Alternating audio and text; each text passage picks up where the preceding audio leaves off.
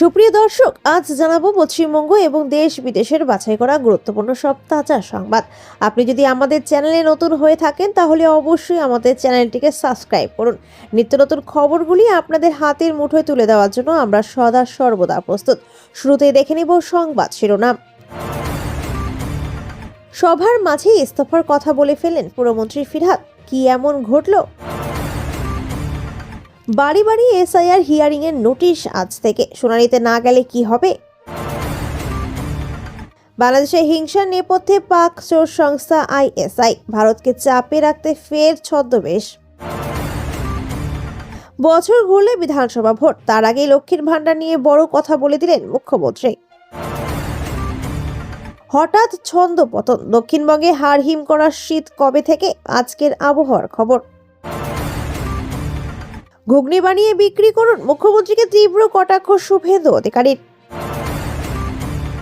সুপ্রিয় দর্শক, এতক্ষণ শুনছিলেন সংবাদ শিরোনাম, এবার আসি বিস্তারিত খবরে। মিনি পাকিস্তান মন্তব্য ঘিরে কলকাতা পৌরসভার অধিবেশনে চরম উত্তেজনা ছড়ালো। বিজেপি কাউন্সিলর সজল ঘোষের কটাক্ষে ক্ষুব্ধ হয়ে সভার মধ্যেই বড় ঘোষণা করেন কলকাতার মেয়র ফিরহাদ হাকিম। অভিযোগ প্রমাণিত হলে তিনি শুধু মেয়র পদ নয়, রাজনীতিও ছেড়ে দেবেন বলে স্পষ্ট ভাষায় জানিয়ে দেন। ঘটনার সূত্রপাত তৃণমূল কাউন্সিলর অরূপ চক্রবর্তীর আনা একটি নিন্দা প্রস্তাব থেকে। প্রধানমন্ত্রী বঙ্কিমচন্দ্র চট্টোপাধ্যায়কে বঙ্কিমদা বলে সম্বোধন করা এবং বন্দে মাতরম স্লোগান নিয়ে বিতর্কের প্রেক্ষিতে এই প্রস্তাব আনা হয়। প্রস্তাবে বলা হয়, রবীন্দ্রনাথ ঠাকুর ও বঙ্কিমচন্দ্র চট্টোপাধ্যায়ের উপর সাংস্কৃতিক আক্রমণ হচ্ছে, এর বিরুদ্ধে সবাইকে একজোট হতে হবে। এই প্রস্তাবের বিরোধিতা করে বক্তব্য রাখেন কলকাতার 50 নম্বর ওয়ার্ডের বিজেপি কাউন্সিলর সজল ঘোষ। এরপর শাসক পক্ষের হয়ে শেষ বক্তা হিসেবে বিজেপিকে কড়া ভাষায় আক্রমণ করেন মেয়র ফিরহাদ হাকিম। বক্তৃতার সময় ফিরহাদ বলেন, ফজলুল হকের মন্ত্রিসভায় শ্যামাপ্রসাদ মুখোপাধ্যায় যোগ দিয়েছিলেন। পাকিস্তান চাওয়ার প্রশ্নে হিন্দু মহাসভা তাদের সঙ্গে হাত মিলিয়েছিল। এই মন্তব্যের পরে পরিস্থিতি আরো উত্তপ্ত হয়ে ওঠে। আঙ্গুল উঁচিয়ে ফিরহাদ হাকিম বলেন, যদি কেউ এমন একটি ভিডিও বা বক্তব্য দেখাতে পারেন যেখানে আমি মিনি পাকিস্তান বলেছি, তাহলে আজই মেয়র পদ থেকে ইস্তফা দেব। তিনি আরো বলেন, আমি মুসলমান হতে পারি, কিন্তু আমার দেশ ভারত। পাকিস্তান আমার শত্রু। পরিস্থিতি নিয়ন্ত্রণে আনতে নিজের আসন ছেড়ে মেয়রের কাছে যান তৃণমূল কাউন্সিলর ও রাসবিহারীর বিধায়ক দেবাশিস কুমার। অধিবেশন শেষে সাংবাদিকদের মুখোমুখি হয়ে ফিরহাদ বলেন, এই ধরনের মন্তব্য তাকে ব্যক্তিগতভাবে আঘাত করে। অভিযোগ প্রমাণিত হলে তিনি রাজনীতিও ছেড়ে দেবেন বলে জানান। আসছি পরবর্তী সংবাদে। এসআইআর এর খসড়া ভোটার তালিকা প্রকাশ হতে রাজ্য জুড়ে শুরু হয়েছে সমস্যা। প্রায় 58 লক্ষ ভোটারের নাম এই তালিকা থেকে বাদ পড়েছে বলে অভিযোগ। অনেক জীবিত ভোটারের নাম মৃত হিসেবে উঠে এসেছে। আবার কারো নাম থাকলেও বয়স, লিঙ্গ বা নামের বানানে রয়েছে ভুল। এই সব সমস্যা ঠিক করতেই শুরু হচ্ছে এসআইআর এর দ্বিতীয় ধাপ শুনানি বা হিয়ারিং। নির্বাচন কমিশন সূত্রে জানা গেছে, শুক্রবার থেকেই ভোটারদের হিয়ারিং নোটিশ পাঠানো শুরু হবে। বৃহস্পতিবার নোটিশ পাঠানোর কথা থাকলে বিশেষ কারণে তা হয়নি। নোটিশ তৈরি থাকলেও সেগুলি ইংরেজিতে হওয়ায় সমস্যা হতে পারে। এই কারণে এখন আঞ্চলিক ভাষায় অনুবাদ করা হচ্ছে। 22 বা 23 ডিসেম্বর পর্যন্ত নোটিশ পাঠানোর কাজ চলবে। এরপর 15 জানুয়ারি পর্যন্ত শুনানি চলবে। নির্বাচন কমিশন কারা কারা সোনালীদের ডাক পেতে পারে তা নিয়ে একটি বিস্তারিতভাবে ব্যাখ্যা জানিয়েছে। কমিশন জানিয়েছে, যারা 2002 সালের ভোটার তালিকার সঙ্গে নিজের কোনো যোগ দেখাতে পারেননি তারা নো ম্যাপিং তালিকায় রয়েছেন। এই তালিকায় রয়েছে প্রায় 30 লক্ষ ভোটার, তাদের সবাইকে শুনানিতে ডাকা হবে। এছাড়াও 1,36,000 ভোটারকে সন্দেহভাজন করা হয়েছে। তাদের নাম, বয়স বা লিঙ্গে গড় মিল রয়েছে। শুক্রবার থেকে প্রথমে নো ম্যাপিং তালিকার ভোটারদেরই ডাকা হবে। ভোটারদের বাড়িতে বাড়িতে গিয়ে বিএলওরা নোটিশ পৌঁছে দেবেন। সেই নোটিশেই লেখা থাকবে বলে শুনানিতে যেতে হবে, কোথায় যেতে হবে। এছাড়া ভোটারের রেজিস্টার মোবাইল নম্বরে মেসেজ করেও জানানো হতে পারে। রাজ্যের মুখ্য নির্বাচনী আধিকারিকের দপ্তর থেকে জেলাগুলিকে নির্দেশ দেওয়া হয়েছে। নোটিশ পাওয়ার পর 1 সপ্তাহ সময় দেওয়া হবে শুনানিতে যাওয়ার জন্য। শুনানি হবে জেলা শাসক, মহকুমা শাসক ও ভিডিও অফিসে। প্রতিদিন সর্বোচ্চ 100 জন ভোটারকে নিয়ে শুনানি হবে। শুনানিতে থাকবেন এআরও ও এইআরও।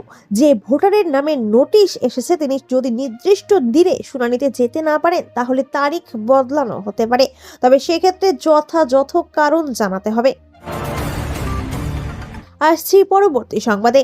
বাংলাদেশে ভারত বিরোধী একের পর এক হিংসাত্মক ঘটনার পেছনে রয়েছে পাকিস্তানের চর সংস্থা আইএসআই। পাকিস্তানের আইএসআই বাংলাদেশের জামাত-ই-ইসলামী নামে কট্টরপন্থী ইসলামী সংগঠনকে কলের পুতুল বানিয়ে এই খেলা চালিয়ে যাচ্ছে, এমনটাই মত প্রকাশ করেছেন ভারতের প্রাক্তন রাষ্ট্রদূত বিনা সিকরি। তার মতে, মৌলবাদী ইসলামী রাজনৈতিক দল জামাত-ই-ইসলামী বাংলাদেশে সক্রিয় কাজ করলেও তাদের শক্তির নেপথ্যে রয়েছে পাকিস্তান। জামাত-ই-ইসলামী তাই করছে পাকিস্তান যা চায়, এবং জামাতরা যা চায় তাতে মদত যোগাচ্ছে পাকিস্তান। পাকিস্তান চাইছে ফের আগের মতো বাংলাদেশের উপর পূর্ণ কর্তৃত্ব প্রতিষ্ঠিত হোক। তারাই চালনা করতে চায় বাংলাদেশকে, যা ভারতের নিরাপত্তার ক্ষেত্রে অত্যন্ত বিপজ্জনক। পাকিস্তানের সেনাবাহিনীর বিভিন্ন জেনারেল, সেনাকর্তা ও আইএসআই অফিসাররা বাংলাদেশের সেনাবাহিনীর উপর প্রভাব খাটাচ্ছেন, আর তা প্রমাণ করে যে তাদের লক্ষ্যই হলো বাংলাদেশের নেতৃত্ব কবজা করা। পাকিস্তানি সেনাকর্তারা ইতিমধ্যেই স্বীকার করে নিয়েছেন যে জইশ-ই-মোহাম্মদ, লস্কর-ই-তৈবার মতো জঙ্গি সংগঠনের লোকজন বাংলাদেশে ঘাঁটি ঘিরে কাজ চালিয়ে যাচ্ছে। এই পরিস্থিতিতে পাকিস্তান বাংলাদেশের অনেক দিনের লক্ষ্য হলো উত্তর পূর্ব ভারতকে মূল ভূখণ্ডের সঙ্গে বিচ্ছিন্ন করে দেওয়া, যা দেশের সার্বভৌমত্বের ক্ষেত্রে সমূহ বিপদ। বাংলাদেশ খোলাখুলি আমন্ত্রণ জানাচ্ছে উত্তর পূর্বে গা ডাকা দিয়ে ঢাকা জঙ্গি সংগঠনগুলিকে। ওরা বলছে, এখানে এসো, এখান থেকে আবার কাজ শুরু করো। সবাই জানে পরেশ বড়ুয়া এখনো ঢাকাতেই রয়েছে, ফলে বর্তমান পরিস্থিতি ভারতের পক্ষে মোটেই স্বস্তিদায়ক নয়, বলেন বিনা সিকরি। আসছি পরবর্তী সংবাদে। দুয়ারে বিধানসভা নির্বাচন, হাতে গোটা কয়েকদিন। বছর ঘুরলে রাজ্যে বিধানসভা ভোট, তার আগে লক্ষ্মীর ভাণ্ডার নিয়ে জল্পনা ক্রমশ বাড়ছে। বিধানসভা ভোটের আগে ফের একবার লক্ষ্মীর ভাণ্ডারের অনুদান বাড়াবে রাজ্য সরকার। সেই সংক্রান্ত কোনো আপডেট না দিলেও বুধবার লক্ষ্মীর ভাণ্ডার নিয়ে বড় দাবি করলেন মুখ্যমন্ত্রী মমতা বন্দ্যোপাধ্যায়। কলকাতার ধনধান্য অডিটোরিয়ামে ব্যবসায়ীদের সম্মেলন থেকে লক্ষ্মীর ভাণ্ডার নিয়ে জোর গলায় মুখ্যমন্ত্রী বলেন, লক্ষ্মীর ভাণ্ডার আমরাই প্রথম শুরু করেছি, আমরাই একমাত্র রাজ্য যারা পেনশন দিচ্ছে। সম্প্রতি মালদহের সভা থেকেও মহিলাদের আশ্বস্ত করে মুখ্যমন্ত্রী বলেছিলেন লক্ষ্মীর ভাণ্ডার থাকবে আজীবন। সেই সময় মমতা জানিয়েছিলেন বাংলায় প্রায় 2,21,00,000 মা বোনেরা লক্ষ্মীর ভাণ্ডার প্রকল্পের সুবিধা পান। হিসেব কষে মুখ্যমন্ত্রী বলেছিলেন বিগত 5 বছরে মে মাস পর্যন্ত এক একজন মহিলারা 60,000 টাকা পেয়েছেন। তপশিলি উপজাতি মহিলারা বিগত 5 বছরে মে মাস পর্যন্ত 70,000 টাকা করে পেয়েছেন লক্ষ্মীর ভাণ্ডারে। রাজনৈতিক মহলের মতে এবারের বিধানসভার ভোটেও বেশ কিছু চমক রাখবে শাসক শিবির, যেই তালিকায় একেবারে শীর্ষে থাকতে পারে লক্ষ্মীর ভাণ্ডার। বিপুল সংখ্যক মহিলা ভোট নিশ্চিত করতে তৃণমূলের অন্যতম হাতিয়ার হতে পারে এই লক্ষ্মীর ভাণ্ডারই। তাই সেক্ষেত্রে ভোটের আগে যদি মহিলাদের জন্য চালু হওয়া এই প্রকল্পের বরাদ্দ দ্বিগুণ হয়, সেক্ষেত্রেও অবাক হওয়ার কিছু থাকবে না বলে অভিজ্ঞ কর্তাদের একাংশের মত। আবার শোনা যাচ্ছে লক্ষ্মীর ভাণ্ডারের ভাতা বাড়িয়ে 2,100 টাকা করা হতে পারে। তবে এই বর্ধিত ভাতা শুধুমাত্র যে সমস্ত মহিলার ক্ষেত্রে বার্ষিক আয় 2.1 লক্ষ টাকার কম, তাদের জন্য উপলব্ধ হতে পারে বলে শোনা যাচ্ছে। যদিও এই নিয়ে এখনো পর্যন্ত সরকারের পক্ষ থেকে কোনো আনুষ্ঠানিক ঘোষণা করা হয়নি। রাজনৈতিকভাবে বিশেষজ্ঞদের একাংশের মতে ভোটের বৈতরণী পার করতে এবারেও মমতা সরকারের বড় তরুপের তাস হতে পারে এই লক্ষ্মীর ভাণ্ডারই। আসছি পরবর্তী সংবাদে।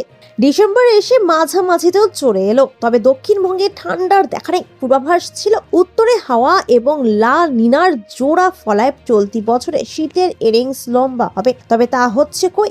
আবহাওয়া দপ্তর বলছে আগামী 7 দিনে দক্ষিণবঙ্গে তাপমাত্রায় বড়সড় হেরফের হবে না, উল্টে তাপমাত্রা কিছুটা বাড়তে পারে।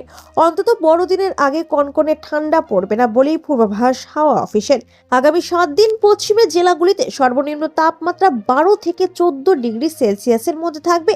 উপকূলের জেলাগুলিতে 14 থেকে 17 ডিগ্রি সেলসিয়াসের মধ্যে থাকবে সর্বনিম্ন তাপমাত্রা। দক্ষিণবঙ্গের সর্বনিম্ন তাপমাত্রা 11 ডিগ্রি সেলসিয়াসের নিচে নামবে না। হাওয়া অফিসের পূর্বাভাস মতো 25শে ডিসেম্বরের আগে হাড় কাঁপানো শীত পড়বে না কলকাতা সহ দক্ষিণবঙ্গে। আবহাওয়া দপ্তর সূত্রে খবর, উত্তর পশ্চিম ভারতে তৈরি পশ্চিমী ঝঞ্ঝার প্রভাবে দক্ষিণবঙ্গে তাপমাত্রা বাড়ছে। পশ্চিমী ঝঞ্ঝার প্রভাব পুরোপুরি না কাটা পর্যন্ত তাপমাত্রা নতুন করে নামবে না দক্ষিণবঙ্গে। তাপমাত্রা না কমলেও দক্ষিণবঙ্গের জেলাগুলিতে কুয়াশা থাকবে। সকালে হালকা কুয়াশা থাকবে, তবে ঘন কুয়াশার ঘন সতর্ক বার্তা নেই কোথাও। বেলা বাড়তে আকাশ পরিষ্কার হয়ে যাবে। মূলত দিনভর পরিষ্কার আকাশ থাকবে। কোথাও কোথাও আংশিক মেঘলা আকাশ থাকলেও বৃষ্টি হবে না। সর্বত্র শুষ্ক আবহাওয়া বিরাজ করবে। উত্তরবঙ্গে শীতের দাপট থাকলেও তাপমাত্রা খানিকটা বেড়েছে। দার্জিলিং জেলা সহ সংলগ্ন পার্বত্য এলাকায় সর্বনিম্ন তাপমাত্রা থাকবে 6 থেকে 8 ডিগ্রি সেলসিয়াসের মধ্যে থাকবে। অপরের দিকের 5 জেলায় তাপমাত্রা থাকবে 9 থেকে 13 ডিগ্রি সেলসিয়াসের মধ্যে। সকালে ও রাতের দিকে কুয়াশার দাপট থাকবে। দৃশ্যমানতা কিছুটা নেমে যেতে পারে, তবে সতর্কতা নেই আপাতত। আসছি পরবর্তী সংবাদে। বীরভূমে এসে মুখ্যমন্ত্রী মমতা বন্দ্যোপাধ্যায়কে তীব্র কটাক্ষ করলেন রাজ্যের বিরোধী দলনেতা শুভেন্দু অধিকারী। মুখ্যমন্ত্রীর সাম্প্রতিক চপ, মুড়ি বা ঘুগনি বানানোর মন্তব্যের পাল্টা জবাবে এদিন শুভেন্দু বলেন, মুখ্যমন্ত্রী চাইলে নিজের পরিবার থেকেই সেই কাজ শুরু করতে পারেন। এমনকি মুখ্যমন্ত্রীর মামার বাড়িতে ঘুগনি বানানোর জন্য 1000 টাকা পৌঁছে দেওয়ার কথা প্রকাশ্যে ঘোষণা করেন তিনি। বৃহস্পতিবার সন্ধ্যায় বীরভূমের লাভপুরে বিজেপির পরিবর্তন সংকল্প যাত্রার যোগ দিতে এসে সাংবাদিক সম্মেলনে এই মন্তব্য করেন শুভেন্দু অধিকারী। এদিন তার সঙ্গে ছিলেন বিজেপির রাজ্য সাধারণ সম্পাদক জগন্নাথ চট্টোপাধ্যায়, বোলপুর ও বীরভূম সাংগঠনিক জেলা সভাপতি শ্যামাপদ মণ্ডল এবং ধ্রুব সাহা। লাভপুরে পদযাত্রায় অংশ নেওয়ার পর সাংবাদিকরা মুখ্যমন্ত্রী ঘুগনি বা চপ মুড়ি বানানোর মন্তব্য প্রসঙ্গে প্রশ্ন করতে শুভেন্দু অধিকারী বলেন, এটা কোনো বড় কথা নয়। যে শিক্ষিত যুবক যুবতীকে বাবা মা পড়াশোনা করিয়ে মানুষ করেছেন, তাদের কি এটাই করার কথা? আমি বলছি মুখ্যমন্ত্রী এই কাজটা নিজের বাড়ি থেকেই শুরু করুন। বীরভূমের রামপুরহাট থানায় কুসুম্বায় মুখ্যমন্ত্রীর মামার বাড়ির পরিবারের একজনের অশিক্ষক পদে চাকরি গিয়েছে, সেই ঘুগনি বানিয়ে শুরু করুক। তিনি আরও জানান, বিজেপির বীরভূম সাংগঠনিক জেলা সভাপতি ধ্রুব সাহাকে 1000 টাকা দিয়ে কুসুম্বার মামার বাড়িতে পৌঁছে দেওয়ার দায়িত্ব দেওয়া হয়েছে।